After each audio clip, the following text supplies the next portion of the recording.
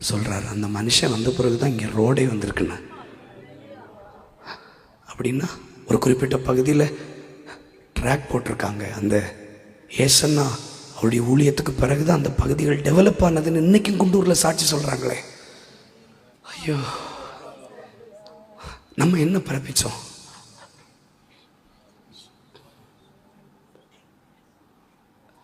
நான் பேசுறது புரியலையா அல்லது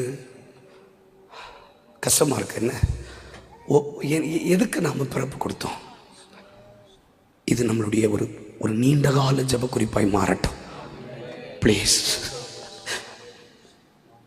என்னுடைய பிறப்பு நம்ம ஒரு மரிக்கும் போது 100 சபையாவது நான் பிறப்பிச்சுட்டு போயிடும். Help me Lord, help me Lord. ஏன் அந்த பாரம் வர மாட்டேங்குது? அப்பார்ட் ஃப்ரம் ப்ரீச்சிங் நின்று போயிட்டு என்ன ஸ்டேட்மெண்ட்ல என்னால் 4 பேர் போயிட்டாங்கன்னு சொல்றது ஒரு சாட்சியா? நின்று போயிட்டு. ஆனால் நின்று போன நம்ம மூலமா விசேஷமானவைகளை பிறப்பிக்க கர்த்தர் விரும்புகிறார். ஆதியாகமம் 30:42 லாபானுடைய தொழுவத்திலே பலவீனம் உள்ளவைகளும் யாக்கோபனுடைய தொழுவத்திலே பலம் உள்ளவைகளும் பொழிந்தது. இந்த தொழுவத்தில் பலம் உள்ளவைகள் பிறக்கும். இதோட முடிச்சா கூட எனக்கு சந்தோஷம். we need to give birth.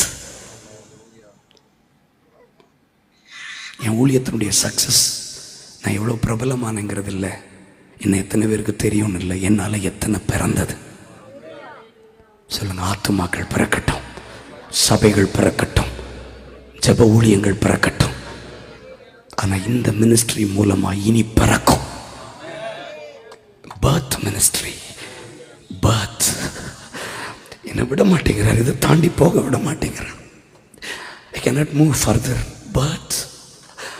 Please வாய் திறப்போம். பிறப்பணும், பிறப்பு பேசுவோம், பிறப்பு கொஞ்சம் வாயை திறப்போமே. இன்னிலிருந்து பிறக்கட்டும், வேகமா வேகமா பிறக்கட்டும். லே மகாந்தூர் ஹசட்டால பார்த்தார்.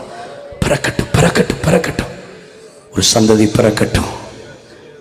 சொல்லணும், நின்று போயிட்டு உன்னால நின்று போயிட்டுன்னு சொல்றாங்களா? உன் மூலமாய் நான் பிறப்பிக்க விரும்புகிறேன். இன்றைக்கு நின்று போயிட்டுங்கிற கெட்ட பேரோட என் வாழ்க்கை முடியக்கூடாது.